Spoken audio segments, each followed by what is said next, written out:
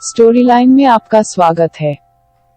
Leo Tolstoy एक रूसी लेखक थे जिन्हें अब तक के सबसे महान लेखकों में से एक माना जाता है।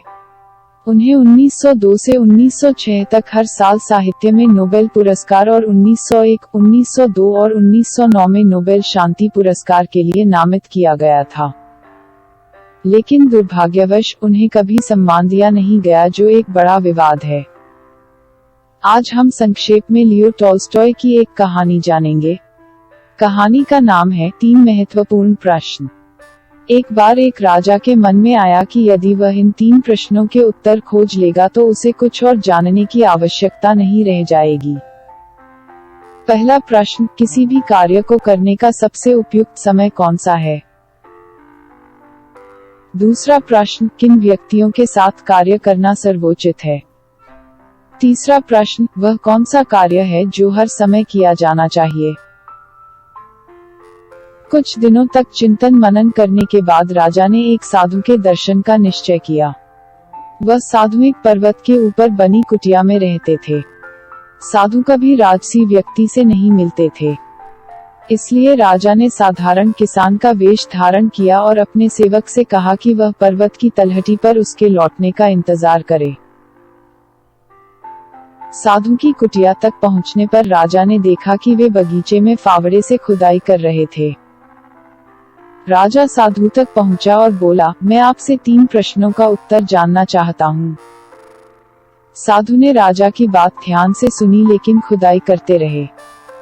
राजा ने कहा, आप थक गए होंगे, लाइए अब कृपया मुझे खुदाई करने का अवसर दें। साधु ने धन्यवाद देकर राजा को फावड़ा दे दिया। राजा ने खुदाई करना जारी रखा। शाम हो गई। राजा ने फावड़ा रख दिया और साधु से कहा, मैं यहाँ आपसे 3 प्रश्नों के उत्तर पूछने आया था, पर आपने मुझे कुछ नहीं बताया। तभी वहाँ एक घायल आदमी भागते हुए आया। उसके पेट में किसी शस्त्र से गहरा वार किया गया था। राजा ने फौरन उसके घाव को साफ किया और अपने वस्त्र को फाड़कर उसके घाव पर बांधा ताकि खून बहना बंद हो जाए। कुछ समय बाद घायल व्यक्ति को होश आ गया। राजा और साधु ने घायल व्यक्ति को उठाया और कुटिया के अंदर बिस्तर पर लिटा दिया। राजा भी थक गया था, उसे नींद आ गई। सुबह जब उसकी आंख खुली तब सूर्योदय हो चला था। घायल व्यक्ति अपने चारों ओर विस्मय से देख रहा था। जब उसने राजा को देखा तो कहा, मुझे क्षमा कर दीजिए। राजा ने उससे पूछा, लेकिन तुमने क्या किया है और मुझसे क्षमा क्यों मांग रहे हो? आप मुझे नहीं जानते पर मैं आपको जानता हूँ। मैंने आपका वध करने की प्रतिज्ञा ली थी। जब मुझे पता चला कि आप इस पर्वत पर साधु से मिलने के लिए अकेले आ रहे हैं तो मैंने आपकी हत्या करने की योजना बनाई। मैं छुपकर आपके लौटने की प्रतीक्षा कर रहा था। आपके सेवक ने मुझे देख लिया और फिर मुझ पर प्रहार किया। मैं आपकी हत्या को उद्यत था पर आपने मेरे जीवन की रक्षा की। मैं बहुत शर्मिंदा हूँ। राजा उसे क्षमा कर दिया। इसके बाद राजा साधु के पास अपने प्रश्नों के उत्तर जानने के लिए पुनः आया। साधु ने राजा से कहा, आपके प्रश्नों के उत्तर तो पहले ही दिए जा चुके हैं। राजा ने चकित होकर कहा, वह कैसे? साधु ने कहा, कल यदि आप मेरी वृद्धावस्था का ध्यान करके बगीचे में कार्य करने में मेरी सहायता नहीं करते तो आप वापसी में घात लगाकर बैठे हुए शत्रु का शिकार बन जाते। तब आपको यह खेद होता कि आपको मेरे समीप अधिक समय व्यतीत करना चाहिए था।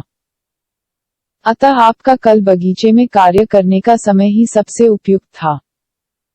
आप जिस सर्वाधिक महत्वपूर्ण व्यक्ति से मिले वह मैं ही था, और आपका सबसे आवश्यक कार्य था मेरी सहायता करना। बाद में जब घायल व्यक्ति यहाँ चला आया तब सबसे महत्वपूर्ण समय वह था जब आपने उसके घाव को भली प्रकार बांधा। उस क्षण वह व्यक्ति सर्वाधिक महत्वपूर्ण था और उसकी सेवा शुश्रूषा करना सबसे आवश्यक कार्य था। साधु ने इस तरह उत्तर दोहराया, वर्तमान समय सर्वाधिक महत्वपूर्ण होता है, न अतीत और न ही भविष्य। सबसे महत्वपूर्ण व्यक्ति वही है जो आपके समीप है। और सबसे आवश्यक कार्य यह है कि आपके समीप उपस्थित व्यक्ति के जीवन को सुख शांतिपूर्ण करने के प्रयास किए जाएं, क्योंकि यही मानव जीवन का उद्देश्य है।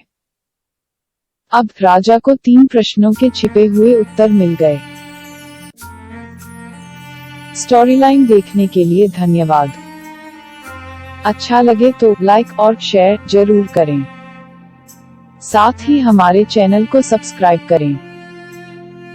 हम जल्द ही एक नई कहानी के साथ वापस आएंगे। नमस्कार।